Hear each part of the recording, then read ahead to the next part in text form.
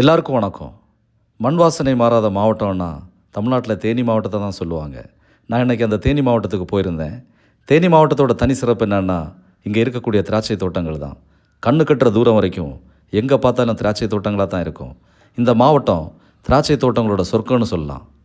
இந்த மாவட்டத்தில் திராட்சை அதிகமாக விளையிறதுக்கான முக்கியமான காரணம் இங்கே இருக்கக்கூடிய காலநிலை, மண் வளமும் தான்.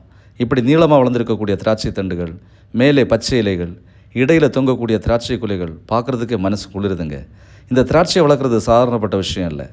முதல்ல மண்ணை நல்லா தயார் செய்யணும், தண்ணீர் பாய்ச்சணும், அந்த திராட்சை கன்றுகளை நல்லா பாதுகாத்தா தான் இப்படி விளைச்சல் கிடைக்கும். இந்தியாவிலேயே இங்கே விளையக்கூடிய திராட்சைக்கு தான் சுவை அதிகமாக இருக்குது. இங்கே விளைவிக்கக்கூடிய திராட்சைகள் இந்தியாவினுடைய பல்வேறு மாநிலங்கள் மற்றும் வெளிநாடுகளுக்கு அதிகமாக ஏற்றுமதி பண்ணுறாங்க.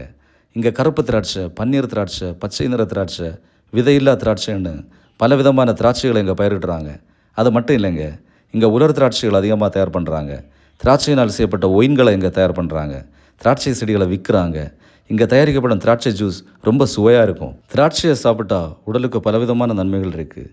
நீங்களும் கண்டிப்பாக இந்த திராட்சை தோட்டத்தை விசிட் பண்ணணுன்னு நான் கேட்டுக்கிறேன். Okay, thank you.